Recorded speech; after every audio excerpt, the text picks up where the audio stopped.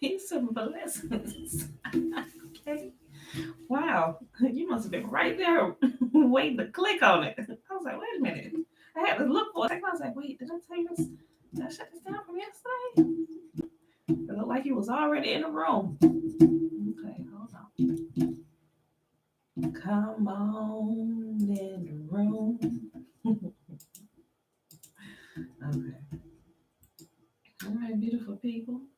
I'm getting myself a little preppy. I did a little prep before I actually hit it. So I'm just ready to go right now.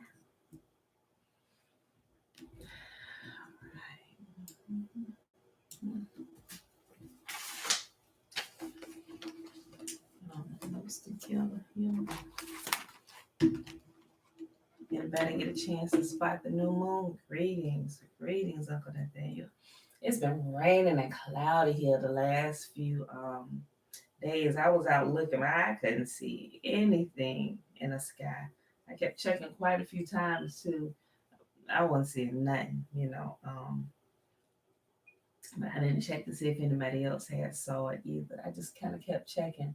But I'm gonna check again today and see if there were see if anybody spotted it yesterday. But it could have been, but I definitely couldn't see it. And according to the electronic calculations, we should have seen it last night. But like I said, we're gonna stop um kind of depending on the electronic version and actually going out there checking ourselves. So but I'm gonna check around to see if like there are multiple sightings of it last night in places where it was not rainy and cloudy, then sure enough it showed. But I just couldn't see it here. It was like the sky was like gray. You're not gonna see anything. A bit twabble, Shayla, bit twabble. Trina, hey girl, hey, Levon, top of the day.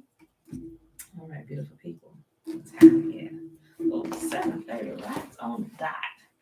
I came in like I had already started doing some of my prep before I actually came on live today. So I'm ready to go. So let's start with the Shema. Hear therefore, O Israel, and observe to do it, that it may be well with you, and that you may increase mightily, as Yahuwah, the God of our fathers, has promised us, in the land that flows with milk and honey. Hear, O Israel, Yahuwah, our God, he is one God, and you shall love Yahuwah your God with all your heart, with all your soul, and with all your might. And these words which I command you this day shall be in your heart. You shall teach them diligently unto your children. You shall talk of them when you sit in your house, and when you walk by the way, and when you lie down, and when you rise up. And you shall write them upon the posts of your house and on your gates. And Yahuwah commanded us to do all these statutes, to fear Yahuwah, our God, for our good always, that he might preserve us alive as it is this day. And it shall be our righteousness if we observe to do all these commandments before Yahuwah, our God, as he has commanded us. All right, beautiful people. Shalom, shalom, Josiah. All right, let's go ahead and get started here with the reading for today. We are doing Numbers 28, 29, and 30. So let's go ahead and get started. All right. Yahuwah said to Moses, give these instructions to the people of Israel. The offerings you present as special gifts are a pleasing aroma to me. Hold on, did we read this? Did we read 28? It's starting off the same. Hold on. We didn't read 28. 27. I'm back to 25 and 26. It's probably because I read over 28 so many times where it seemed like I read it out loud. Take me, hey girl, hey, Salbona. Okay, I don't. We did it. It's just I guess I listened to it so much in the last couple of days that it seems like I read it out loud. Okay, I start over. Yahuwah said to Moses, give these instructions to the people of Israel. The offerings you present as special gifts are a pleasing aroma to me. They are my food, right? Sacrifices, Yahuwah says again, they are my food. See to it that they are brought at the appointed times and offered according to my instructions. Say to the people, this is a special gift you must present to Yahuwah as your daily burnt offering. And for those of you that don't know, remember Yahuwah say when something is food for him, he also means that when you give that food to him, he's going to then turn it around and give it right to the to Levi, right? To the priests, right? Those who have charge of the temple. So he said it's my food, but he can choose to do with his food whatever he want to do with it. Right? He said, bring me the best. And he said, in turn, Levi, since you have charge of my temple, I'm going to take what they give as most precious to me. I'm then going to take that and give it to you. You are most precious to me. I'm your portion. You are my portion, right? All right. Say to the people, this is a special gift you must present to Yahuwah as your daily burnt offering. You must offer 2 1-year-old male lambs with no defects. Sacrifice one lamb in the morning and the other in the evening. With each lamb, you must offer a grain offering of 2 quarts of choice fine flour mixed with one quart of pure olive oil pressed with olives. This is the regular burnt offering instituted at Mount Sinai as a special gift, a pleasing aroma to Yahuwah.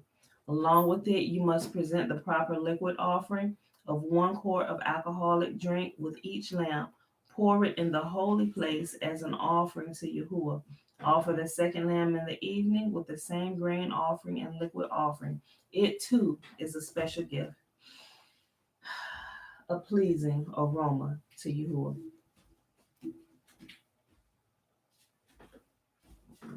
You okay? All right. Your foot feel a little better? Okay. All right, now. You gonna sit up here with me or you gonna go prop your foot up in there in the room? Okay. And if you feel like you got to go, you just went to the bathroom, right? Okay. Just how I woke up this morning. Tell him he felt like he had to throw up. I'm like, okay. So he said he all right. He didn't throw up, but he just, so. I did throw up. Oh, you did? You wash your face and brush your teeth? Okay, cool. All right, cool. All right. Sit down. Your stomach feel better? Okay. Yeah. I think he ate something last night. All right. Yeah, he can't really do very much. But I made some macaroni and cheese last night with real dairy and everything. He had some, so that's probably what it is. I'm almost sure that's what it is. Okay. On the first day of each month, present an extra burnt offering to Yahuwah of 2 young bulls, 1 ram, and 7 1-year-old male lambs, all with no defects. These must be accompanied by grain offerings of choice flour, moistened with olive oil, 6 quarts with each bull, 4 quarts of the ram, 4 quarts with the ram, and 2 quarts with each lamb. This burnt offering will be a special gift,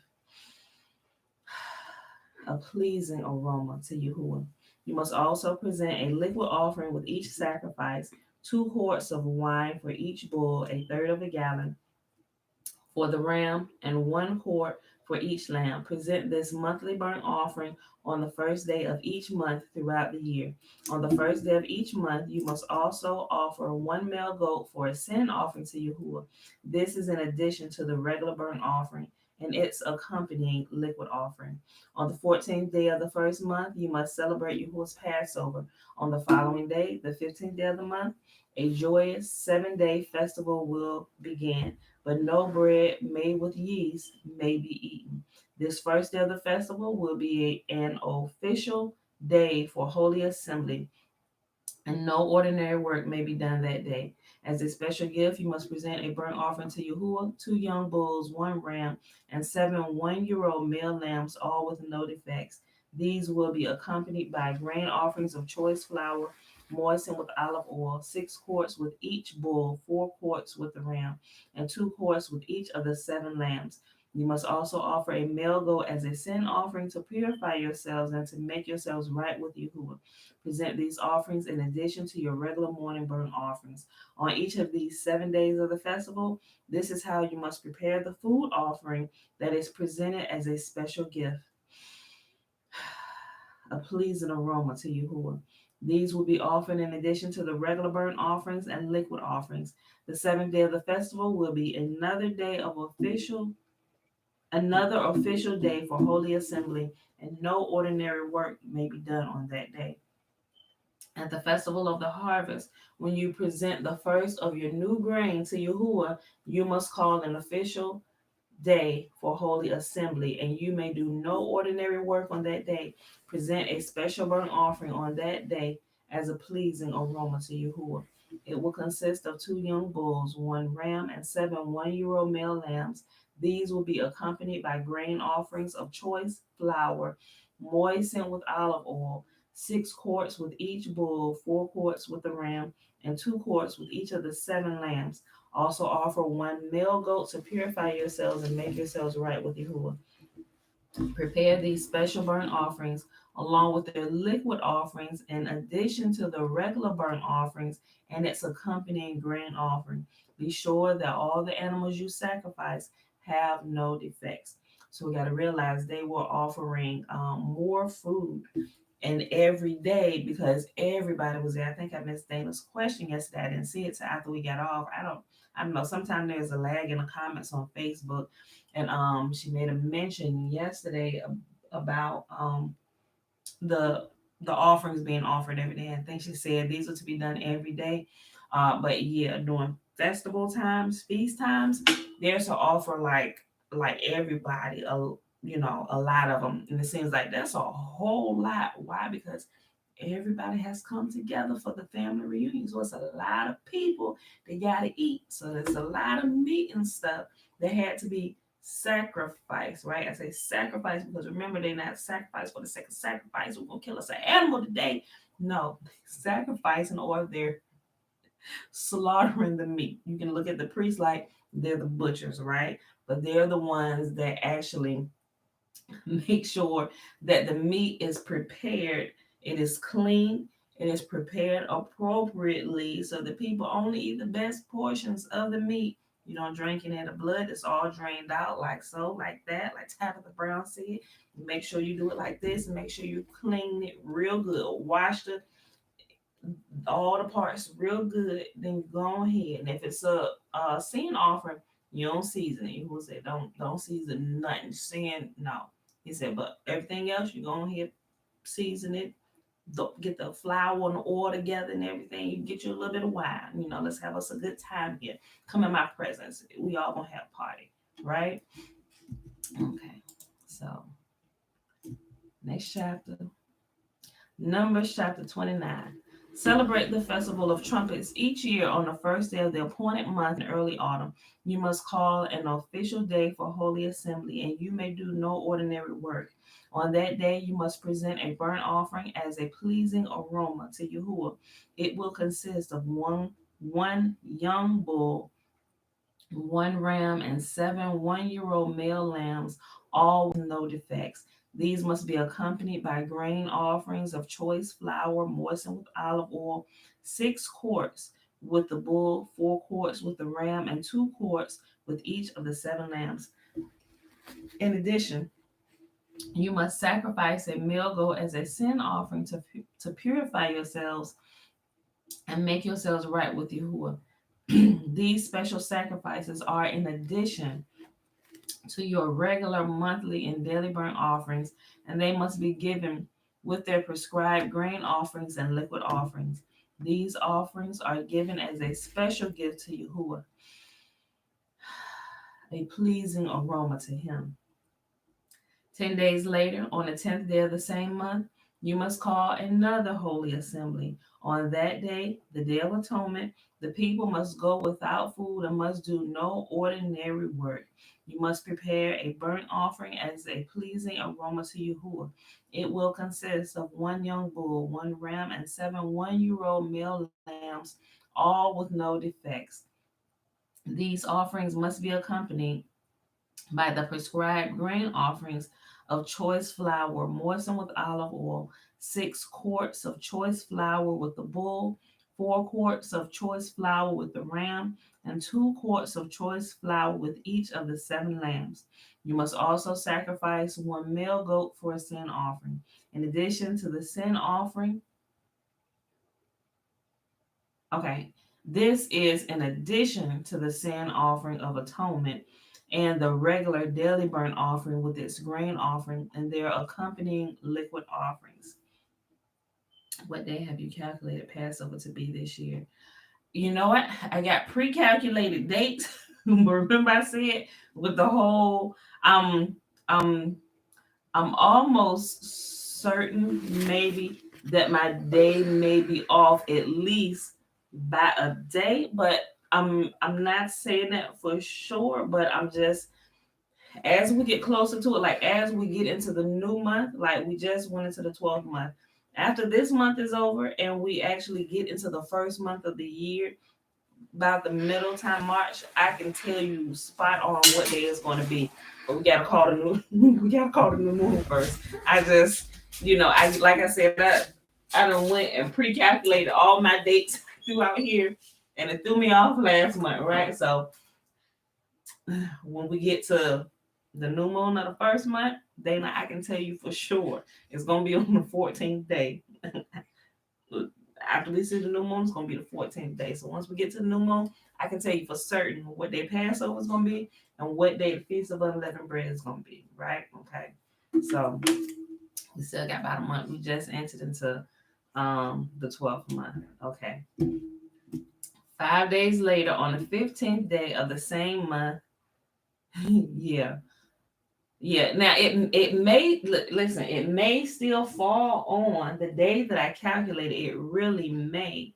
Um, it it's just like sometimes they're because some months are longer and some I'm sorry, well yeah, some months are longer, some are shorter, but also the transition of the moon days are sometimes, from what I see, sometimes it's one day, sometimes it's 2 days, sometimes it look like it's 3 days, right, the transition. So I haven't quite figured out the math on how to calculate that 100% with the transition days of the moons. And that's precisely why, even when we're reading Jubilees, it tells us because of these days, the transition days that are not counted in a month, but they are counted in the year count of the days, like with the sun. He said men go wrong because of these days. So I think that's why we need to wait to calculate it when we actually can lay our eyes on it, right? Electronics and the automatic calculation is a wonderful tool, but we kind of make errors sometimes, especially if we calculate one of these transition days wrong throughout the year, right? So I ain't that savvy yet where I like program software and can I ain't got that far yet, y'all. I wish I could, have a mind of a genius, but I still need to manually go out there and put my eyes on it. So yeah, it threw me off. So I'll let y'all know in about a month. So you also should be able to calculate it if you're paying attention to. All right. On the second day of this 7 day festival, sacrifice 12 young bulls, 2 rams, and 14 one-year old male lambs, all with no defects. Each of these offerings of bulls, rams, and lambs must be accompanied by its prescribed grain offering and liquid offering. You must also sacrifice a male goat as a sin offering in addition to the regular burnt offering with its accompanying grain offering and liquid offering. On the third day of the festival, sacrifice 11 young bulls, 2 rams, and 14 one-year old male lambs, all with no defects. Each of these offerings of bulls, rams, and lambs must be accompanied by its prescribed grain offering and liquid offering. You must also sacrifice a male goat as a sin offering, in addition to the regular burnt offering with its accompanying grain offering and liquid offering. On the fourth day of the festival, sacrifice 10 young bulls, 2 rams, 14 one-year old male lambs, all with no defects. Each of these offerings of bulls, rams, and lambs must be accompanied by its prescribed grain offering and liquid offering. You must also sacrifice a male goat as a sin offering, in addition to the regular burnt offering with its accompanying grain offering and liquid offering. On the fifth day of the festival, sacrifice 9 young bulls, 2 rams, and 14 one-year old male lambs, all with no defects. Each of these offerings of bulls, rams, and lambs must be accompanied by its prescribed grain offering and liquid offering. You must also sacrifice a male goat as a sin offering, in addition to the regular burnt offering with its accompanying grain offering and liquid offering. On the sixth day of the festival, sacrifice 8 young bulls, 2 rams, 14 one-year old male lambs, all with no defects. Each of these offerings of bulls, rams, and lambs must be accompanied by its prescribed grain offering and liquid offering. You must also sacrifice a male goat as a sin offering, in addition to the regular burnt offerings with its accompanying grain offering and liquid offering. On the seventh day of the festival, sacrifice 7 young bulls, 2 rams, and 14 one-year old male lambs, all with no defects. Each of these offerings of bulls, rams, and lambs must be accompanied by its prescribed grain and liquid offering. You must also sacrifice 1 male goat as a sin offering, in addition to the burnt offering with its accompanying grain offering and liquid offering. On the eighth day of the festival, proclaim another holy day. You must do no ordinary work on that day. You must present a burnt offering as a special gift, a pleasing aroma to Yahuwah. It will consist of 1 young bull, 1 ram, and 7 one-year-old male lambs, all with no defects. Each of these offerings must be accompanied by its prescribed grain offering and liquid offering. You must also sacrifice 1 male goat as a sin offering, in addition to the regular burnt offering with its accompanying grain offering and liquid offering. You must present these offerings to Yahuwah at your annual festivals. These are in addition to the sacrifices and offerings you present in connection with vows or as voluntary offerings, burnt offerings, grain offerings, liquid offerings, or peace offerings. So Moses gave all these instructions to the people of Israel as Yahuwah had commanded him. All right, y'all, last chapter for the day. Numbers chapter 30. Then Moses summoned the leaders of the tribes of Israel and told them, "This is what Yahuwah has commanded. A man who makes a vow to Yahuwah or makes a pledge under oath must never break it. He must do exactly what he said he would do. If a young woman makes a vow to Yahuwah or a pledge under oath while she is still living at her father's home, and her father hears the vow or pledge and does not object to it, then all her vows and pledges will stand. But if her father refuses to let her fulfill her vow or pledge on the day that he hears of it, then all her vows and pledges will become invalid. For Yahuwah will forgive her because her father would not let her fulfill them. Now, suppose a young woman makes a vow or binds herself with an impulse or pledge and later marries. If her husband learns of her vow or pledge and does not object on the day he hears of it, her vows and pledges will stand. But if her husband refuses to accept her vow or impulsive pledge on the day he hears of it, he nullifies her commitments and Yahuwah will forgive her. However, if a woman is a widow or is divorced, she must fulfill all her vows and pledges. But suppose a man is married and living, but suppose a woman is married and living in her husband's home when she makes a vow or binds herself with a pledge. If her husband hears of it and does not object to it, her vow or pledge will stand.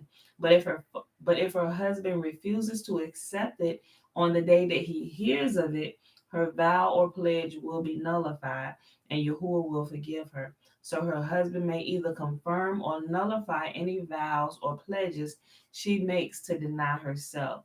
But if he does not object on the day he hears of it, then he is agreeing to all her vows and pledges. If he waits more than a day and then tries to nullify a vow or pledge, he will be punished for her guilt.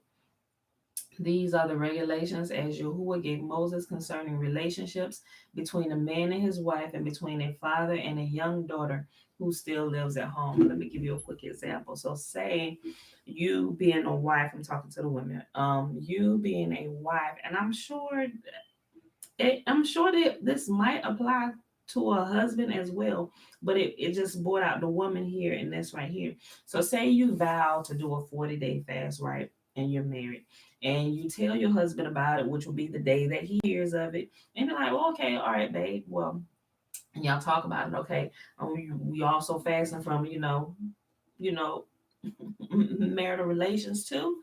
Like, yeah. And if he agrees with that, okay, then her vow shall stand. Well, if he like 40 whole days, yeah, I don't know about it. I don't know. No, I can't. Not 40 days, sis. So but if that the day he hears of it and he doesn't agree with it, then Yahuwah said, he would forgive her, or he would nullify her vow. So then her 40-day fast that she committed to fast before the most holy, she doesn't have to do anymore. But it doesn't say she can't adjust it. Okay, well, what about 3 days? Can we do 3 days? So normally there's a compromise there when there are married couples involved, right? Okay, so and the same thing with women still living in their parents' household or whatever. So because you're under their authority, okay, well, we don't think it's wise that you do this, but if they don't agree, Yahuwah said she will be forgiven. Well, okay, well, do as Yahuwah is leading you. Then Yahuwah said her vow will stand. All right, so that was just a simple example, y'all. Okay, so let's go ahead and hop on over here to the Legends of the Jews. We're gonna pick up where we left off at yesterday. Remember, we are in volume 3, chapter 3. And if you got the same size book I got, we stopped at page 104. It's the very last paragraph at the bottom of the page where it starts in his blessing, Jacob likened Dan to Judah. So that's what we're starting at, y'all. Okay. In his blessing, Jacob likened Dan to Judah. Hence, the tribe of Dan stood at the head of the fourth camp of Israel, and their prince offered his gifts before those of Asher and Naphtali. Jacob, in his blessing to Dan, thought principally of the great hero Samson. Hence, the gifts of this tribe allude chiefly to the history of the Danite judges. Samson was a Nazarite, and to this alluded the silver charger for storing bread, for it is the duty of a Nazarite at the expiration of the period of his vow to present bread as an offering. To Samson too alluded the bowl, in Hebrew called Mizrach, creeping, for he was lame on both feet and could only creep and crawl. The spoon of 10 shekels of gold recalled the 10 laws that are imposed upon Nazarites and that Samson had to obey. The 3 burnt offerings had a similar significance, for Samson's mother received 3 injunctions from the angel who said to her husband Manoah, she may not eat of anything that cometh of the vine, neither let her drink wine or strong drink, nor eat anything unclean. The sin offering, which consisted of a kid called in Hebrew Sair, corresponded to the admonition given to Samson's mother not to shave his hair, in Hebrew Sayar. Sayar, yeah. The 2 oxen corresponded to the 2 pillars of which Samson took hold to demolish the house of the Philistines, whereas the 3 kinds of small cattle that were presented as offerings symbolized the 3 battles that Samson undertook against the Philistines. The judge must pronounce judgment before it be executed. Hence, too, the tribe of Asher, the executors of justice, followed Dan, the judges. The name Asher also signifies good fortune, referring to the good fortune of Israel that was chosen to.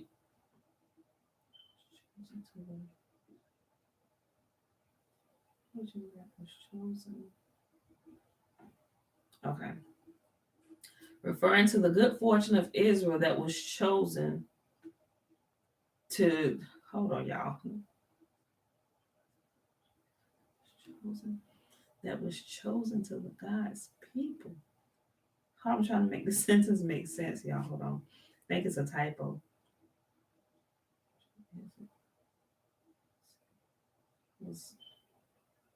I think the word given is missing. Okay. The name Asher also signifies good fortune, referring to the good fortune of Israel that was given to Yahuwah's chosen people. And in accordance with this name, Also, do the gifts of the prince of the tribe of Asher allude to the distinction of Israel? The charger, 130 shekels of silver in weight, correspond to the nations of the world, whom, however, Yahuwah repudiated, choosing Israel in their stead. The bowl of 70 shekels correspond to the 70 pious souls of whom Israel consisted when they moved to Egypt. Both vessels were filled with fine flour. Yahuwah sent his prophets to the other nations as well as to Israel, but Israel alone declared itself willing to accept the Torah. This nation accepted the spoon of the 10 shekels of gold filled with incense, every man among them being willing to accept the 10 commandments and the Torah. The three burnt offerings correspond to the three crowns that Israel received from their God: the crown of the Torah, the crown of the priesthood, and the crown of the kingdom, for which reason also golden crowns were fashioned on the ark and in which the Torah was kept, on the altar on which the priests offered sacrifices, and on the table that symbolized the kingdom. But the highest of all is the crown of a good name, which a man earns through good deeds. For the crucial test is not the study of the Torah, but the life conforming to it. Ooh, now that's a preach, right? Because remember, that lines up with what I said, right? So listen. So now when we read the Torah, the Torah reading through the Torah causes us to have to be responsible, right? Like you don't have to, you can just choose not to, but it causes you to wake up and pay attention. And now you have to make a choice, right? Everything is kind of like beginning to open up before you and like laid plain, like lies are removed from your eyes when you begin to look and read the Torah and like, well, wait a minute here. And it causes you to have to make a choice. And there's Yahuwah again. He said, listen, I have laid out before you good and evil. Right? And he said, this is what's going to happen when you go down the good road. And this is what's going to happen when you go down the evil road. He said, choose one. He said, but let me help you. He said, choose this way, choose the good road, choose the ancient paths of life and walk in them, right? He said, because there at the end of that road you find me, right? He said, I lay it all out. Choose, you choose. Matter of fact, let me help you choose. If you don't quite know which way to choose the good way, right? Listen, but the highest of all is the crown of a good name, which a man earns through good deeds. For the crucial test is not the study of the Torah, but the life conforming to it. Like I'm changing today's title. Hold on. I'm changing today's title. Hold on. That's good. Okay. Let me just read it one more time. But the highest of all is the crown of a good name, which a man earns through good deeds. For the crucial test is not the study of Torah, but the life conforming to it.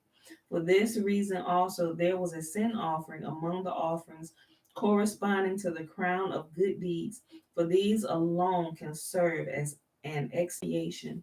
The two oxen indicated the two Torah that Yahuwah gave to his people, the written and the oral, whereas the 15 peace offerings of small cattle correspond to the three patriarchs and the 12 fathers of the tribes. For these 15 Yahuwah had chosen. As Jacob blessed after Asher and Naphtali, so did these two tribes succeed each other in the offerings at the dedication of the tabernacle. Naphtali, Jacob's son, was a very affectionate son who was ever ready to execute his father's every command. The prince of the tribe of Naphtali followed his ancestors' example, and by his gifts to the sanctuary sought to recall the three patriarchs and their wives. One silver charger, the weight whereof was 130 shekels, symbolized Sarah, who was unique among her sex in her piety, and who almost attained the age of 130 years. A silver bowl for sprinkling blood recalled Abraham, who was thrown far away from his home. The weight of the bowl was 70 shekels, as Abraham was also 70 years old when Yahuwah made with him the covenant between the pieces. The charger and the bowl were both filled with fine flour, mingled with oil, as also Abraham and Sarah were imbued with a love for good and pious deeds. The spoon of 10 shekels of gold alludes to Abraham as well. For Abraham conquered the evil inclination and resisted the 10 temptations, whereas the three burnt offerings and the sin offering correspond to the offerings made by Abraham at the covenant between the pieces. The two oxen for the peace offering indicate Isaac and Rebekah, whereas the three kinds of small cattle allude to Jacob, Leah, and Rachel, but the sum total of the offerings of these three species was 15, corresponding to these three and the 12 fathers of the tribes. Apart from the significance that the offerings of the tribal princes had for each individual tribe respectively, they also symbolize the history of the world from the time of Adam to the erection of the tabernacle. The silver charger indicated Adam, who lived 930 years, and the numerical equivalent of the letters of Korat, Kesef, silver charger amount to the same. Corresponding to the weight of 130 shekels, Adam begat his son Seth, the actual father of the future generations, at the age of 130 years. The silver bowl alludes to Noah, for as it weighed 70 shekels, so did 70 nations spring from Noah. Both these vessels were filled with fine flour, as Adam and Noah were both full of good deeds. The spoon of 10 shekels of gold corresponded to the 10 words by Yahuwah, which the world was created, to the 10 Sephirot,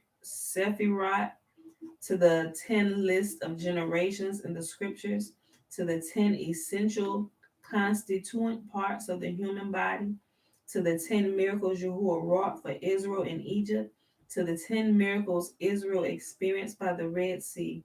The three burnt offerings were meant to recall the three patriarchs. The kid of goats indicated Joseph. The two oxen correspond to Moses and Aaron. The five rams to the five distinguished sons of Zerah, Zimri, Ethan, Heman, Calcol, and Dara. Whereas the five goats and the five lambs symbolize the five senses of mankind by means of which the existence of things is determined. The sum total of the gifts of the 12 princes of the tribes had also a symbolical significance. The 12 charges correspond to the 12 constellations, the 12 bowls of the 12 months, the 12 spoons of the 12 guides of men, which are the heart that bestows understanding and insight, the kidneys that give counsel, good as well as evil, the mouth. Ooh, ooh, oh yeah, that okay. I just thought I'm thinking about in like medical terms and stuff. Okay. All right, hold on, listen. Let me go back. The 12 charges correspond to the 12 constellations, the 12 bowls of the 12 months, the 12 spoons to the 12 guides of men, which are the heart that bestows understanding and insight, the kidney that gives counsel, good as well as evil, the mouth that cuts all kinds of food, the tongue that renders speech impossible, the palate that tastes the flavors of food, the windpipe that renders possible breathing and the utterance of sounds, the esophagus that swallows food and drink, the lungs that absorbs fluid, the liver that promotes laughter. Like if you like that is true, because if you see like a person who's constantly angry and just like belligerent, you can almost it's like almost a scientific proven fact. You need to detox. You got a dirty liver, right? Seriously, the liver that promotes laughter, because laughter is what the opposite, right? that promotes laughter, the crop that grinds all the food, and the stomach that affords pleasant sleep. All the silver of the vessels that weighed 2,400 shekels correspond to the years that had passed from the creation of the world to the advent of Moses in the 40th year of his life. All the gold of the spoons, the weight of which was 120 shekels, correspond to the years of Moses' life, where he died at the age of 120. The different species of animal offered as sacrifices correspond to the different ranks of the leaders of Israel: the 12 bullocks to the 12 kings, the 12 rams to the princes of the tribes, the 12 kids of goats to the governors, and the 12 sheep to the government officials. The 24 oxen for a peace offering correspond to the books of the scriptures, and the divisions of the priests were also meant to serve as atonement for the 24,000 men who, owing their worship to Peor, died of the plague. The 60 rams of the peace offerings correspond to the 60 myriads of Israel's fighting hosts, the 60 he goats to the 60 empires, and the 60 lambs to the building of the second temple that measured 60 cubits in height and 60 in width.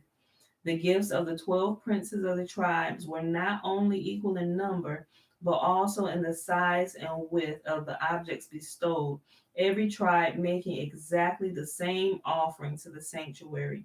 None among them wished to outrival the others, but such harmony reigned among them and such unity of spirit that Yahuwah valued the service of each as if he had brought not only his own gifts, but also those of his companions.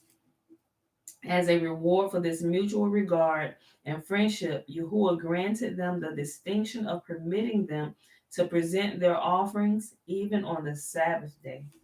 All right, whew, we are done with that section. That was by far the longest section that we have read since we have been reading. All right, and that was the entire section, the gifts of the princes, or the gifts from each of the heads of the leaders of the 12 tribes, right? 12 princes, right? Okay, Revelations in the tabernacle. I think we'll have time to read this, and probably we'll be done with this chapter. We'll go right into chapter 4. Okay, let's read the Revelations in the tabernacle. Hold on, before I go back here, hold on. Hmm, Maybe I won't change the title. Maybe we'll use this. Let me think about it. Okay. This is where my title comes from for today, this section. Honor pursues him who tries to escape it. Moses, in his humility, felt that his mission as the leader of the people ended with the erection of the tabernacle, as Israel could now satisfy all their spiritual needs without his aid. But Yahuwah said, as truly as thou livest, I have for thee a far greater task than any thou hast yet accomplished. For thou shalt instruct my children about clean and unclean, and shall teach them how to offer up offerings to me. Yahuwah hereupon called Moses to the tabernacle to reveal to him there the laws and teachings. Moses, in his humility, did not dare to enter the tabernacle, so that Yahuwah had to summon him to enter. Moses, however, could not enter the sanctuary while a cloud was upon it, this being a sign that the demons held sway, but awaited until the cloud had moved on. The voice that called to Moses came from heaven in the form of a tube of fire and rested over the two cherubim, whence Moses perceived its sound. This voice was as powerful as at the revelation at Sinai, when the souls of all of Israel escaped in terror. Still, it was audible to none but Moses. Not even the angels heard it, for the words of Yahuwah were destined exclusively for Moses.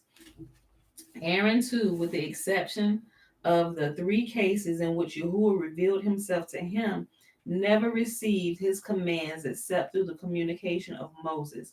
Yahuwah would call Moses twice, caressingly. Hold on.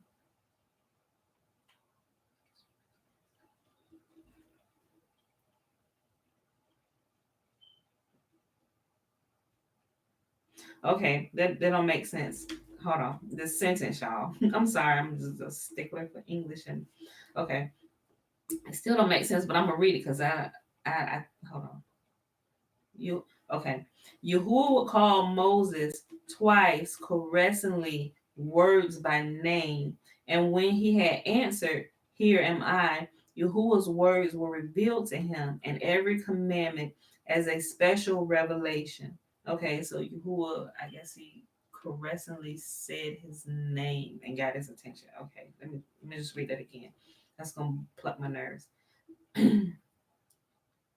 Caressingly saying his okay.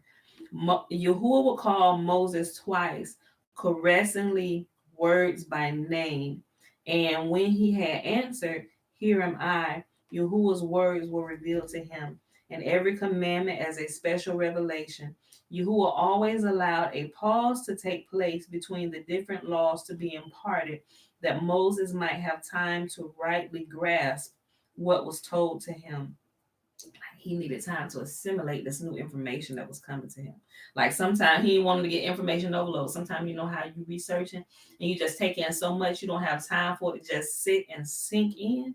That's what happened a lot of times when you read the scripture. Sometimes you have to read it and read it. Then you just gotta stop and think about and meditate what you read just to make sure understanding comes, right? Because a lot of times, especially when I'm reading, even a lot of times people ask me questions, whereas they would get it if they would just pause and think about what's there and what's being read. And if you've read it enough, you will be able to begin to put the pieces together. Like that's how I began to do it. Like I don't have any kind of special revelation. I just read it so much and I think about it so much and I hear it so much that it begins to come together. I'm like, oh, okay, yeah, okay. So granted, Yahuwah does reveal some stuff, but most of what I understand simply comes from me reading every single day, y'all. I kid you not. I kid you not. And it happened for you just like it do for me, right? I'm serious. Like, it literally comes from me literally just reading every day. I'm familiar with it. Okay.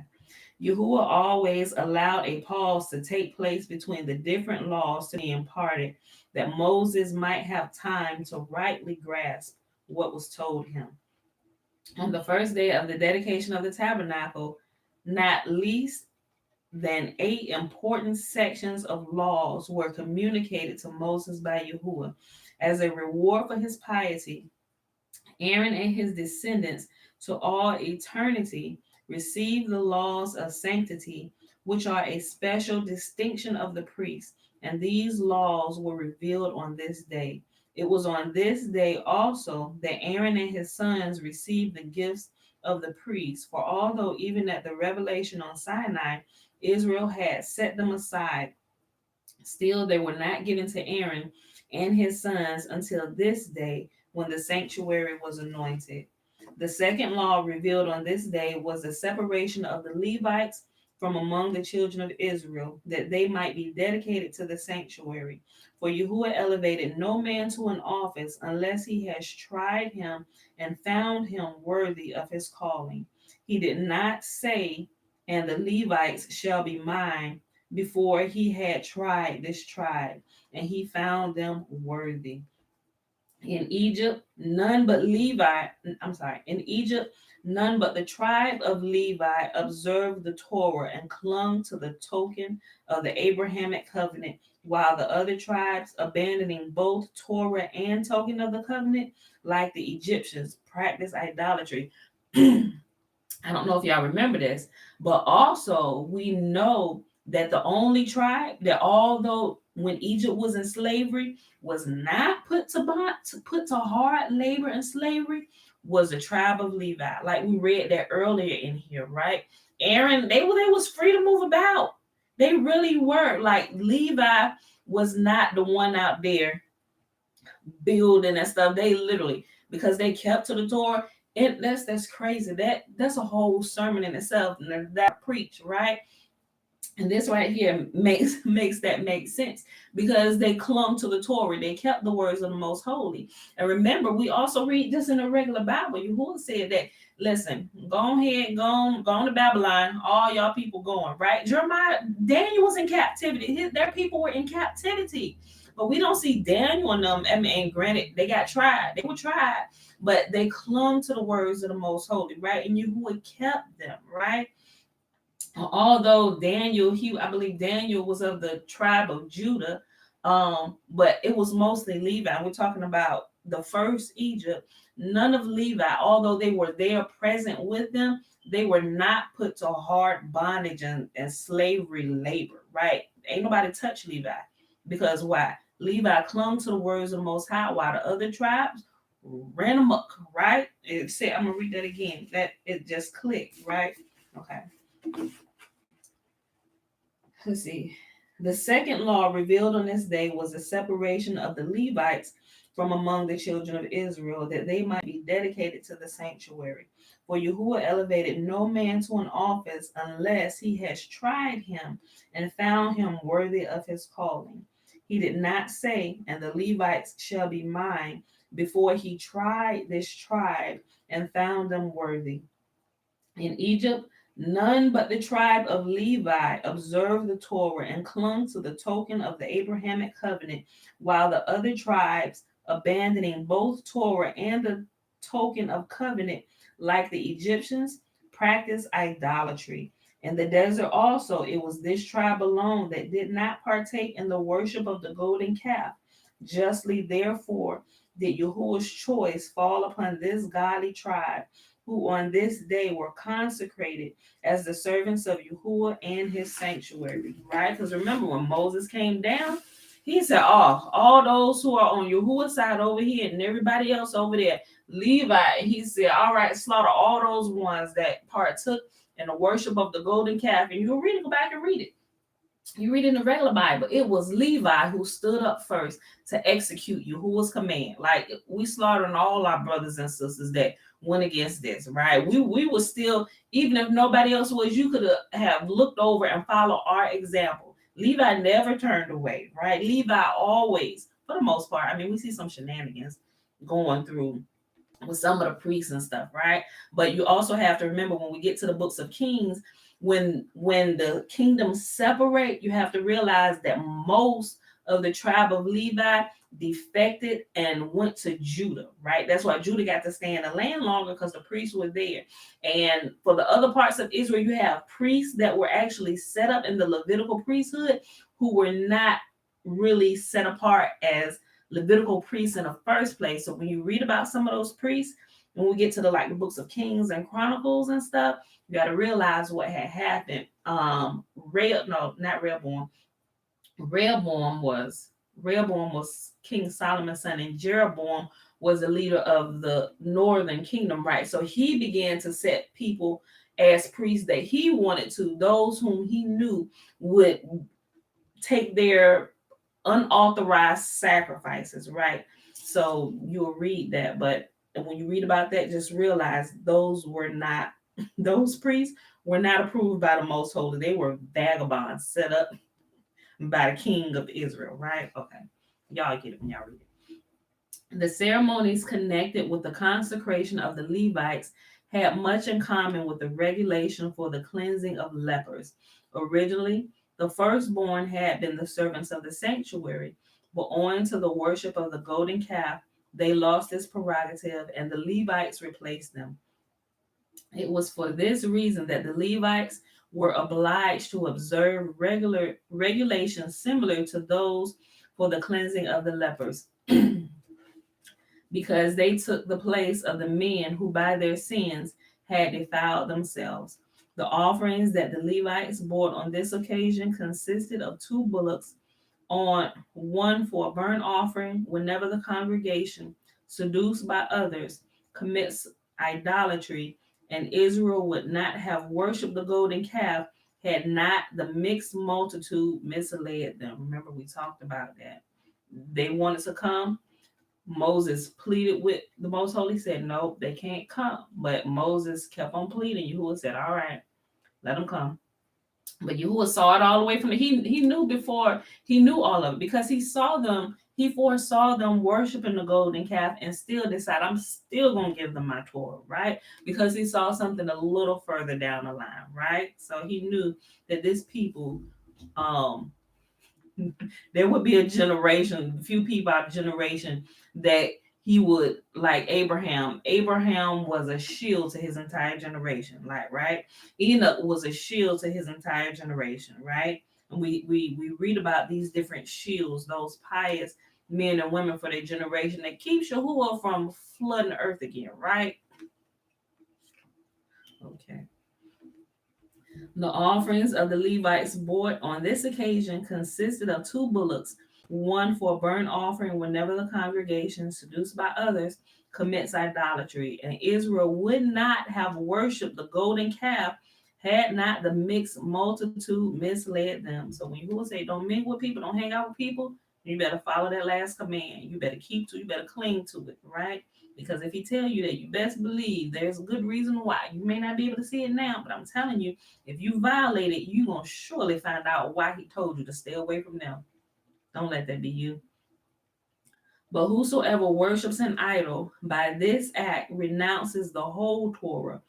Hence did the Levites have to offer up another bullock for a sin offering in accordance with the law, that if the whole congregation of Israel had done somewhat against any of the commandments of Yahuwah concerning things which should not be done, they are guilty then. And I'm sorry. If the whole congregation of Israel have done somewhat against any of the commandments of Yahuwah concerning things which should not be done and are guilty, then they shall offer up a young bullock for their sin. As the Levites had been chosen to do the service of the children of Israel in the tabernacle of the congregation and to make an atonement for the children of Israel, Yahuwah ordered all the congregation of Israel to be present at the consecration of the Levites. For whosoever had a sin offering up for himself must bring it in person to the tabernacle.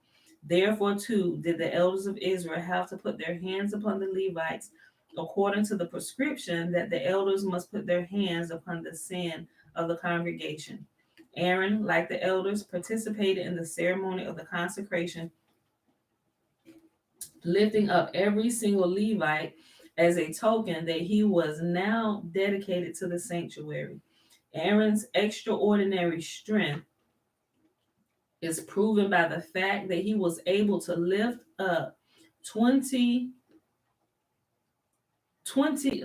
Lord have mercy, I'm the editor of this book. It's a 22,000. It should be 22,000 men in one day. Okay. Let's go ahead and go to this next section. We'll go ahead and read this through. The cleansing of the camp. The third law revealed on this day was the command that the children of Israel put out the camp every leper and every unclean person. When Israel moved outside of Egypt, the majority of the people were afflicted with physical defects and diseases contracted doing their work on the structures they had been compelled to erect in Egypt. One had his hand crushed by a falling stone, another's eye blinded by the splashing of loam. It was a battered and crippled host that reached Sinai, eager to receive Torah. But Yahuwah said, does it become the glory of the Torah that I should bestow it upon a race of cripples? Nor do I want to await the coming of another sound generation, for I desire no further delay of the revelation of the Torah. And remember, a few days back, we also read this in more detail. And when he said he decided to go ahead and just heal them, right? It's the same thing with the sacrifices. Don't bring me anything lame, crippled, broken neck, crooked back, none of that. It needs to be perfect. And he looked at the people the same way. He told them, he said, be perfect because I am perfect. Be holy because I am holy, right? And so because of their deformities by being in Egypt, through their captivity and stuff, he decided he was just going to go ahead and heal them and make them perfect in his sight, right? Blessed be the most holy, he going to do it again. Listen, it was a battered and crippled host that reached Sinai, eager to receive the Torah. But Yahuwah said, does it become the glory of the Torah that I should bestow it upon a race of cripples? Nor do I want to wait another, do I, no, I'm sorry, nor do I want to await the coming of another sound generation. For I desire no further delay of the revelation of the Torah. Hereupon Yahuwah sent angels to heal all among Israel that were diseased or afflicted with defects, so that all the children of Israel were sound and whole when they received the Torah. They remained in this condition until they worshiped the golden calf, when all their diseases returned as punishment for their defection from Yahuwah.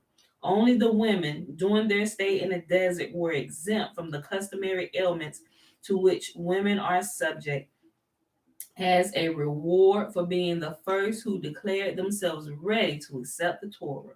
Right? Women did something right. Eve messed it up, but the women in the following generation, like, oh, we following that example. Sis, we got to do this right this time. We ready. We ready. We ready. Give it to us.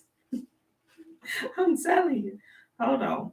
They remain in this condition until they worship the golden calf, when all their diseases return as a punishment for their defection from Yahuwah.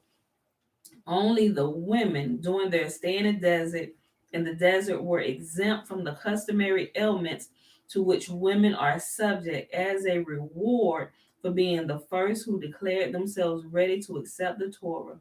When the tabernacle had been consecrated, Yahuwah now said to Moses, so long as you had not erected the tabernacle, I did not object to having the unclean and the lepers mingle with the rest of the people.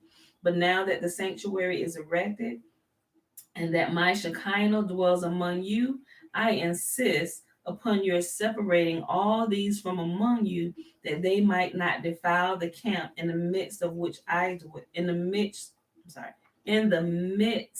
of which I dwell.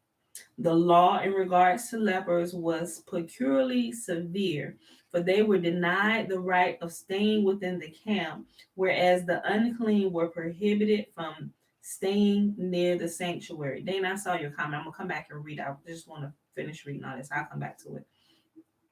The lepers were the very ones who had worshipped the golden calf, and as a consequence been smitten with this disease, as it was for this reason that Yahuwah separated them from the community. 13 sins are punished with leprosy by Yahuwah: blasphemy, unchastity, murder, false suspicion, pride, illegal appropriation of the rights of others, slander, theft, perjury, profanation of the divine name, idolatry, envy, and contempt of the Torah. Go- Goliath was stricken with leprosy because he reviled Yahuwah. The daughters of Zion became leprous in punishment of their unchastity. Leprosy was Cain's punishment for the murder of Abel. When Moses said to Yahuwah, but behold, they will not believe me, Yahuwah replied, O Moses, thou art sure they will not believe thee. They are believers and the sons of believers. Thou who did suspect them wrongly, put not Thou who did suspect them wrongly, put not thy hand in thy bosom. And he put his hand into his bosom, and when he took it out, behold, his hand was as leprous as snow. Uzzah presumed upon the rights of the priesthood and went into the temple to burn incense upon the altar of incense. He was just to commit the offense when the leprosy brake forth in his forehead. Leprosy fell upon Naaman, who had grown arrogant because of his heroic deeds. For slandering Moses, Miriam became leprous as snow, and Gehazi was punished by leprosy because he frustrated the purpose of Elisha, who desired to accept nothing from Naaman in order that the cure might rebound to the glory of Yahuwah. Yeah, that's right. Gehazi went back and said, "Oh, my Lord said, go ahead and get him them gifts." And when Elisha found it out, Elisha didn't even see the gift, but Yahuwah had revealed to him that he went back to Naaman and lied and said that he wanted the gifts. And he said, "You know what? Let Naaman's leprosy now be yours." And this prophet's apprentice was a leper until the day of his death, Gehazi. Let us remember Gehazi, right? Another important law revealed on this day referred to the celebration of the second Passover feast. Mishael and Elzaphan, who had attended to the burial of Nadab and Abihu, were godly men, anxious to fulfill the commandments of Yahuwah. Hence, they went to the house where Moses and Aaron instructed the people and said to them, "We are defiled body of a man. Wherefore we kept back that we may not offer an offering to Yahuwah in his appointed season among the children of Israel." Moses at first answered that they might not keep the Passover owing to their conditions of uncleanliness, but they argued with him, asking that even if, owing to their condition, they might not partake of the sacrificial meat, they might at least be permitted to participate in the offering of the Passover lamb by having the blood of the offering sprinkled for them. Moses admitted that he could not pass judgment on this case before receiving instruction concerning it from Yahuwah, for Moses had the rare privilege of being certain of receiving revelations from Yahuwah whenever he applied to him. He therefore bade Mishael and Elzaphan to await Yahuwah's judgment concerning their case, and sentence was indeed revealed immediately. It was on this day that also Yahuwah said to Moses, "A heavy blow of fate had fallen upon Aaron today, but instead of murmuring, he thanked me for the death that robbed him of his two sons, which proves his trust and my justice towards them who had deserved punishment more severe." Remember, we talked about that, right? And Aaron was a little upset at first until Yahuwah revealed to him. He said, "Listen," he said, "I was good to let them die in the way that they died." He said, "My holy fire came out and just took their souls through their nostrils, and I left their bodies unscathed."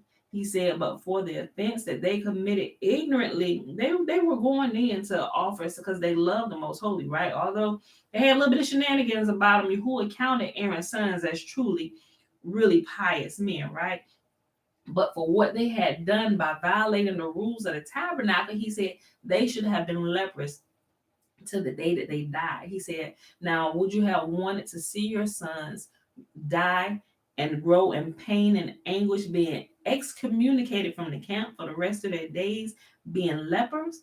He said, "Or would you rather have seen them go this way, where I took them immediately, I took their souls immediately, and I left their bodies untouched?" And Aaron was like, "You are most holy, you are most gracious, and thank you," right? It was on this day that Yahuwah said to Moses, "A heavy blow of fate had fallen upon Aaron today, but instead of murmuring, he thanked me for the death that robbed him of his two sons, which proves his trust and my justice towards them who had deserved punishment more severe. Go then and comfort him, and at the same time tell him that he come not at all times into the holy place within the veil before the mercy seat, which upon is the ark." These last words greatly grieved Moses, who had not thought, I'm sorry, who not thought, "Woe is me," for it seems as if Aaron had lost his rank, since he may not at all times enter the sanctuary. The statement of the periods for his admission in the sanctuary was also so indeterminate that I am not at all sure whether they are to recur hourly, daily, or annually, every 12 years, perhaps even 70, or not at all. But Yahuwah replied, "Thou art mistaken. I was not thinking of fixing a certain time, whether hour or day or year, for Aaron may enter the sanctuary at any time. But when he does, he must observe certain ceremonies. The ceremonies that Aaron, as well as every other high priest, had to perform on the Day of Atonement before his entrance into the Holy of Holies were symbolical of the three patriarchs, of the four wives of the patriarchs, and of the 12 tribes. Only by depending upon the merits of these pious men and women, excuse me, and women, might the high priest venture to enter the Holy of Holies without having to fear the angels that filled this space. Makes sense. These were obliged to retreat upon their entrance of the high priest, and even Satan had to flee whenever he beheld the high priest and did not dare to accuse Israel before Yahuwah. Aaron's grief. Won't you just go back up and lay down? You're trying to cover up with jackets. Just go get on your bed and cover up with your blanket. Or you just want to sit down here with me. Okay, that's fine too. All right.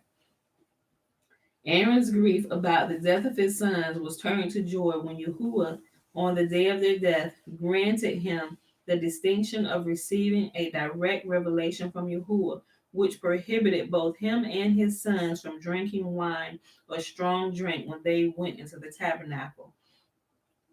Think about something, y'all. Also, listen,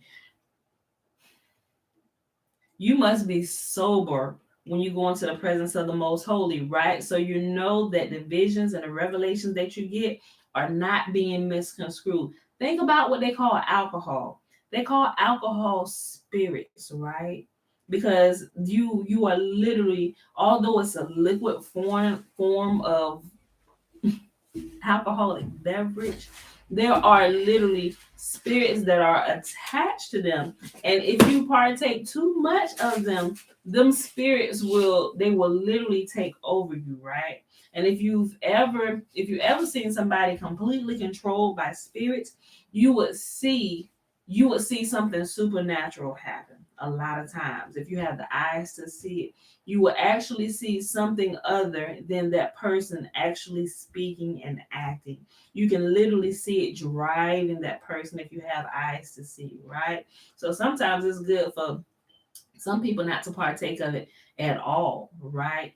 And a lot of times people have these and it's not just with that, it's also with like different types of drugs. I mean, you're not supposed to take drugs, but I know marijuana is like medicinal, and I don't have any problems with that. But when you taking it just to take it recreation wise and stuff like that, sometimes, and what I began to notice, like sometimes people get high and they got all kind of wisdom to speak to you. Now, sometimes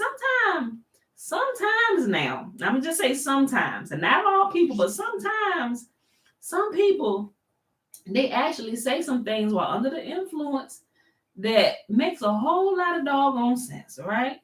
And you got to think about also there are artists, musical artists and stuff, who actually, they said their best work is done when they're under the influence. That's why you see a lot of them, their fate, their end comes from overdosing with drugs, right? They're literally trying to get that next best hit, because what happens is these drugs literally open the gateway into the spiritual realm, but you have accessed it illegally. I'm telling you, you want to stay away from that route. Let Yahuwah open that realm for you, or open that gateway into the next realm, whether you want to call it the third eye or seeing in the spirit. It's all the same thing. It's how you access that realm, right? That realm is neither good nor bad, but it's how you access it and your intentions of why are you here? What are you doing here, son of Amram?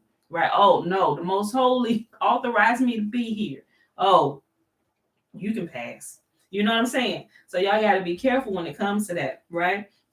You can literally. I'm just saying, you don't want to start going. Not saying that anybody here is doing it, but just in case somebody happens upon this video sometime later, that's what's happening. And a lot of times it becomes addictive.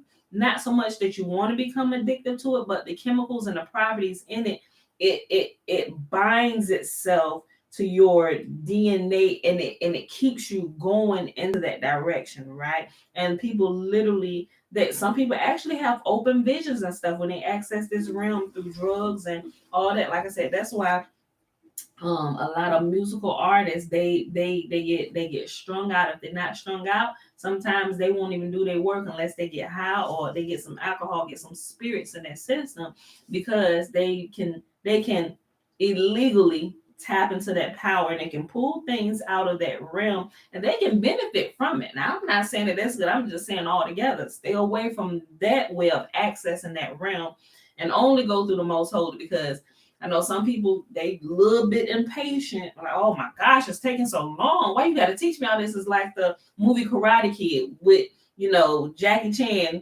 Well, that's the more recent modernized version. But remember the original Karate Kid, it's the same thing. It's like, why you teaching me all this stuff? I want to learn that. Teach me how to do the kung fu kicking flying thing, right? I want to learn how to do that. He said, no, wash my car, wax on, wax off. Not realizing that through these daily habits of these daily uh things that are conditioning, that are training your body, you are in fact preparing yourself to be able to do that kung fu flying kicking crane bird thing, right? But you don't realize it at the beginning because you're so focused. Oh, I want to be great now. No, let me teach you the process of what it takes to become great. And a lot of us, sometimes when we're down here with training, it's like, oh, why we gotta do this? Oh, what does this have to do with what I want to do over here, the kung fu flying crane kicking thing? It just has nothing to do with that. Oh, the contrary, my dear. Has everything to do with the kung fu flying crane kicky thingy, right? So wax on, wax off. Because what's going to happen is, by us going through this process of waxing on and waxing off, we're becoming stronger. And now when we grow and we get to the point where we can do the kung fu crane flying kicky thing, we won't be a vagabond in the land and be chopping necks of everybody where we go down the street. We would have gained discipline. We would have gained the ability to decipher when we should use this kung fu crane flying kicky thing and when we should not, right? We'll learn the discipline, we'll learn how to control it, and we become responsible adults to where Yahuwah says, I give you full reign. Go do whatever you want. Knowing by him saying that to you, he know that you have been trained enough to know that you're not just going to go out here kung fu kicking everybody. Even though he's giving you full reign to go do whatever you want, he knows that you're going to exercise control. You're disciplined enough to choose between good and evil. He knows that you're going to take the right road. And if you get off just a little bit, he knows that the training and the teaching that he has taught you through the process of waxing on and waxing off, it'll grab hold of you. It'll cause you to stop and ponder and think about and consider your ways. Ooh, let me back up. Boom, boom, boom. Back on the right track. Right? So that's why the process of waxing on and waxing off is so important. The daily habit of just reading 3 chapters a day is like waxing on, waxing off. Oh my gosh, this is so redundant. How many years? How long we got to do this? Wax on, wax off. We getting stronger day by day, and you're able to boom till, oh my gosh, we can pray now. Just a simple prayer, just utterance and passing. Now we see the results of our prayers. Oh my gosh, what has happened? Right? Okay. Aaron's grief about the death. Wait a minute. Did I read all this? Oh, no, it was like a little part left. Where we at? Okay.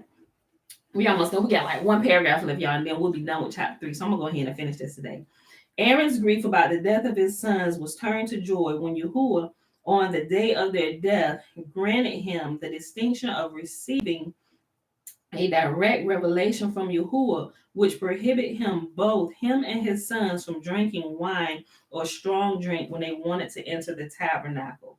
On this day also, Moses received the revelation concerning the red heifer, whose significance was never vouchsafed to any other human being beside himself.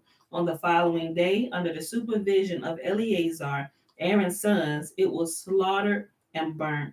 Although, besides this one, a number of other red heifers were provided in future generations, this one was distinguished by having its ashes kept forever, which mingled with the ashes of the other red heifers were always used for the purification of Israel. But it is in this world alone that the priest can purify the unclean by sprinkling with this water of purification, whereas in the future world, Yahuwah will sprinkle clean water upon Israel that they may be cleansed from all their filthiness and from all their idols. All right, y'all. This last little section for today, the lighting of the candlestick. The eighth law revealed on this day was the lighting of the candlestick. After all the princes of the tribes had brought their gifts to the sanctuary, and Yahuwah had bidden Moses to let them offer each his offering one a day throughout 12 days, Aaron, profoundly agitated, thought, "Woe is me! It seems as if owing to my sin, my tribe has been excluded by Yahuwah from participating in the dedication of the sanctuary." Whereupon Yahuwah said to Moses, "Go to Aaron and hold on. Go to Aaron and say to him, do not fear that thou art slighted and art deemed inferior to the other princes of the tribes. Thou, on the contrary, shalt enjoy a greater glory than all of these, for thou art to light the lamps of the candlesticks in the sanctuary." When Israel heard Yahuwah's command that the lights of the sanctuary to be lighted, they said, "O Lord of the world, thou biddest us to make a light for thee, that thou art the light of the world, with whom light dwelleth."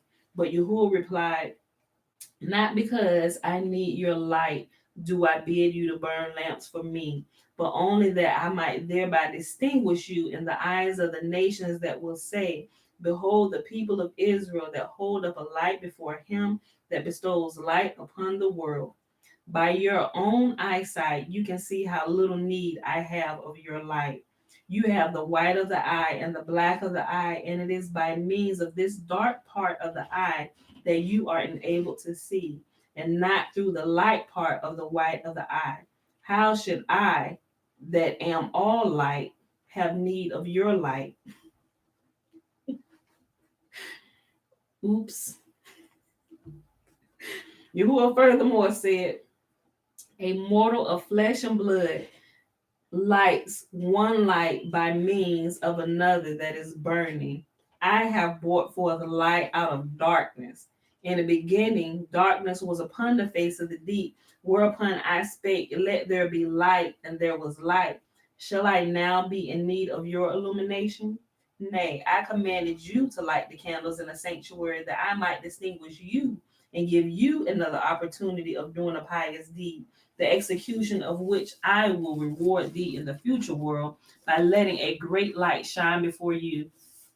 And furthermore, if you will let the candles shine before me in my sanctuary, I shall protect from all evil your spirit, the candle of Yahuwah." Simultaneously with the command to light the sanctuary, Moses received the instruction to celebrate the Sabbath by the lighting of the candles. For Yahuwah said to him, "Speak to the children of Israel, if you will observe my command to light the Sabbath candles, I shall permit you to live to see Zion illuminated, when you will no longer require the light of the sun, but my glory will shine before you, so that the nations will follow your light." Aaron was distinguished, not only being selected to dedicate the sanctuary through the lighting of the candles. Yahuwah ordered Moses to communicate to his brother the following revelation: the sanctuary will, on another occasion, also be dedicated by the lighting of the candles, and then it will be done by the descendants, the Hasmoeans, for who will perform miracles, and to whom I will grant grace. Hence there is greater glory destined for thee than all the other princes of the tribes, for their offerings to the sanctuary shall be employed only so long as it endures. But the lights of the Hanukkah festival will shine forever. And moreover, thy descendants shall bestow the priestly blessing upon Israel, even after destruction of even after the destruction of the temple. And that is the blessing that we do every day, right? They call it the Aaronic blessing, but it is the blessing that Yahuwah gave directly to Moses to tell Aaron to tell him to bless the people with, right? That's what he's talking about. He said, moreover, thy descendants shall bestow the priestly blessing upon Israel, even after the destruction of the temple. The candlestick that Aaron lighted in the sanctuary was not the common work of mortal hands, but was wrought by a miracle. When Yahuwah bade Moses fashion a candlestick, he found it difficult to execute the command, not knowing how to set the work to construct it in all its complicated details. Yahuwah therefore said to Moses, I shall show thee a model. Then he took a white fire, red fire, and green fire, and black fire, and out of these four kinds of fires, he fashioned a candlestick with its bowls, its knops, and its flowers. Even then, Moses was not able to copy the candlestick, whereupon Yahuwah drew its design upon his palm, saying to him, Look at this and imitate the design I have on thy palm. But even that did not suffice to teach Moses how to execute the commission, whereupon Yahuwah bade him to cast a talent of gold into the fire. Moses did as he was bidden, and the candlestick shaped itself out of the fire. On this occasion, so upon other occasions, also did Yahuwah have to present the things tangibly before Moses in order to make certain laws intelligible to him. In this way, for example, at the revelation concerning the clean and unclean animals, Yahuwah showed one specimen of each to Moses, saying, This ye shall eat, and this ye shall not eat. And that, my beautiful people, is our reading for today and the end of chapter 3. And we'll start chapter 12 tomorrow. This is, I keep saying that. Guys, it's just good all over. I keep finding myself, this is about to get good. It's just good every day to me all day long. I'm sorry. I know y'all probably get tired of me saying that. We about to, this part tomorrow. Oh my gosh, we about to start. I just, forgive me, y'all. I'm like super excited all the time about all the words. I really am, if y'all haven't figured that out by now. So, all right, y'all. So that was the Legends of the Jews, and we started at page 304 and we read all the way to 309. And we read Numbers chapter 28, 29, and 30. It is Saturday morning, February the 13th, 2021, day 76 of year 3 of reading through the books of the law and the prophets. And of the 3-year consecutive day count, day 745. And I am aware that I did not say this in the beginning because I see myself starting it without actually giving you the date. So, with that being said, let's go ahead and look here to the blessing. Now let everybody get about their day. Remember the blessing, which we just talked about, the Aaronic blessing, right? Yahuwah said, I'm going to give him another distinction. That after even the temple is torn down, his descendants will still say this blessing over Israel. And so here we go. It's found in Numbers chapter 6, verses 22 through 27. But let us not forget about the Nazarite vow that's found in the first 21 verses. All right. And Yahuwah spake to Moses, said, Speak unto Aaron and unto his sons, saying, On this wise ye shall bless the children of Israel, saying unto them, May Yahuwah bless us and keep us. May Yahuwah make his face to shine upon us and be gracious unto us. May Yahuwah lift up his countenance upon us and give us his peace. And they shall put my name upon the children of Israel, and I will bless them. All right, beautiful people. So let me go. Okay, no questions on YouTube. Let me go back up here to Dana's comment. At the end, can you talk about the sacrifices that apply to us for today since we aren't in the land? What should we be doing and not? Example, burnt offerings, sun offerings. Oh, you probably meant sin offerings, grain, oil, drink, etc. Okay, so by reason that the temple is not standing, a lot of these things are in the tabernacle. There is nothing standing, right? We're in the land of our captivity. You got to think about it. I just look at it this way. If we go through and we look at, first of all, we're in the land of our captivity. Where have we seen examples of this done before? Let's read through the book of Daniel, the books of the prophets. All of them were in the land of their captivity. Were any of them doing sacrifices? None of them. Not none of them. None. They were doing nothing, right? You got some vagabonds. He said, "Listen, and while you in the land of your captivity, I ain't gonna accept that anyway, because you're not even doing it according to how I said it, so it doesn't count." He said, "I simply just want you to repent and come to me." So the only thing we should be doing is offering the bulls of our lips. These right here, right? Repent, right? Because you got to think about it. Even through all this, even with the sacrifices, they would not even have had to done that had they just kept the law, statutes, and commands, right? There would be no need for sacrifice if there was obedience, right? So we simply, and I'm just gonna destroy the whole thing altogether. I'm gonna send y'all to land in captivity, and I'm gonna let y'all practice this for a good 400 years, right? You're just gonna get into the practice of just learning how to repent. You ain't gonna have nothing available to you. You ain't be able to do nothing but cry out to me. I'm gonna teach you this principle through and through. I desire obedience and not sacrifice. That's the best way I can explain that, Dana, based on all that I know to this day, right?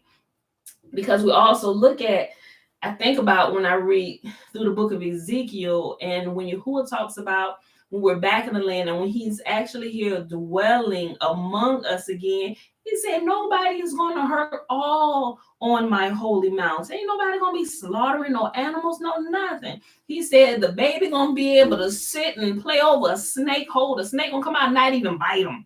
The what is it? The wolf and the lamb, or the lion is, if you read it today, it says the wolf and the lamb, right? But we always kind of heard growing up the lion and the lamb. Anyway, they're gonna chill together, right? So it ain't gonna be none of this. The things that happen after the fall, like a pure nature is going to be restored to creation as well as to Yahuwah's people, right? So that's my understanding based on all that I know as of this day, February, what's the date? All that I know up until this day, February the 13th, 2021, based on all the information that I've accumulated up until this day, that's what I understand that to be, right? Like, and that's how I think the sacrifices apply for us today. Like, we can't do them, right? We simply need to repent, just like when, um, uh, was it in Samuel? Yahuwah said, and the prophet Samuel said to King Saul, I think it was King Saul, he said, "Listen, what is this bleating of sheep that I hear in my ears?" He said, Yahuwah simply wanted you to obey. He didn't want you out here sacrificing. He said, Yahuwah desires obedience more than he desires sacrifice. Although he laid out the rules of sacrifice for him, if y'all would just do us right, quit, quit quit with your shenanigans, we could all get along just fine, right? But that's what I think. But I do believe, like, say, like the first fruit offerings and stuff like that, things like that with our garden, because you got to look at a lot of it when the sacrifices or the food and stuff, excuse me, the animals weren't like being slaughtered for food. They still had the other like the temple would stand like without all those other sacrifices, right? Because they had like grain offerings and like the wine offerings that come from like the fruit from their gardens and stuff like that, and the incense offerings that they make from like the herbs and stuff from their garden, right? It was those type of things. The priests, the some of the sweet smelling incense and savors, they came from the censers that had the incense. You know what I'm saying? That came from living things like the plants. I think we can still, and here, let me just give how I do it, like, because now that I'm gardening, I'm learning how to garden, got a garden and stuff. So some things like the first fruits, he said, this should be done and kept wherever you are, not just in the land, but some of these regulations and rules are to be kept no matter where we are, right? And that means in captivity and outside of captivity, because those things that he said we can actually keep, right? Just like you got a little small, you don't even have to have a whole big plot of land. You can decide, you know what, I want to practice this. You may have just like a concrete balcony, but you can go buy you a pot, put some dirt in it, and grow. You can grow little dwarf fruit trees and tomato plants and all that stuff. And you can, when you have your first harvest of your tomato, cucumber, whatever, you can take that and use that as the first fruits of your harvest. That's what we do. That's what I've been doing. That's how I've been practicing it. Just honestly, so I think that's all I can do. Like right now, based on the land that we ain't really got no land right now, but based on where we live and the yard and stuff that we have, as I'm learning and growing how to do this, and that's what we do. And so, and we take it, and like the wave offering is literally, we take it and wave it before the most holy wave offering. Thank you, Father, for this. And if it's somebody that needs food, we bless them with it. Otherwise, we partake of it. We eat it, right? So, but that Dana is based on my experience. Um, but if you look at it, you got to look at our people, right? There are some things that are like deep down in the sha-na-na of our people that our people don't even realize that it comes from the culture of Yahuwah's people. Think about the homies that's pouring out some of the 40, right? Pour some out for the homies, pouring out the drink offering. It's a lot of these little small things. Shooting dice, casting lots, like all these things. It never dawns on us. If you're not familiar with the scriptures, you don't even realize that our people ignorantly still do a lot of these things, and they kind of just it's just a part of our people, even though they don't know, but they're still using it in ways that they don't even really know what they are doing. But like I said, once you can see it, you can't unsee it. So I hope I explained that good enough, Dana. Did I? But that's what I understand. Although now you do have some sects of us, sects, sects, sects, or groups or factions of our people who have totally going back to. I mean, they have cattle, but some have even taken as far as to like slaughtering the animals and stuff. And granted, okay, I mean, I'm thinking about this one particular uh, group over in Israel. Well, let me say something. The group, the Demona, all of them are plant based, so they're not slaughtering animals. But there is another group of people who call themselves Hebrews or Israel were doing Passover, and they did a matter of fact. I forget which news channel did it. They actually went and they recorded. It was like a news clip. Now see if I can find that. Let me make myself a note. I'm gonna show you. And they said, so what are you doing? They kind of explained to them, and the woman said, well, it was, this, and this what I experienced, and they believe that this is this, and they're trying to keep to it, the scripture and stuff. And I get the gist of what they're doing, right? I mean, they did. They slaughtered the animal, and they let all the blood drain out. Not necessarily they did it in appropriate. Look, they ain't even doing it in an appropriate way to let the blood drain out on the ground in like the middle of the it ain't even set up even appropriate. But I get the gist of what they were doing. But because it wasn't set up how Yahuwah said, set it up and do it that way, they shouldn't have did it at all. Like, just go ahead and take that lamb to the meat market. Let them go ahead and butcher it up, clean it and stuff. You get it home, you wash it again before you cook it. But I'm gonna show you. But some people, they actually still try to actually keep to the slaughtering of the animals. And I had this conversation with them all. So I said, listen, Father, hold on. I said, now forgive me if I'm speaking out of turn. I said, but the more I'm reading this and I understand that I'm a descendant of Levi, I said, granted, I'm a woman. I probably want to be the one in there doing sacrifices anyway. I said, but if we got to go back to this, what about us who have become plant-based? I said, we got to partake of eating animals? Like, I can't do it. I said, I don't know. I said, I don't know if that's going to be the demise of me. I said, but I cannot bring myself to put meat to my mouth anymore. I've been meat-free for Josh is 10 now. I want to say, I ain't gonna say 10 years, because I think when I got pregnant with Saya, I started eating fish again for a little while.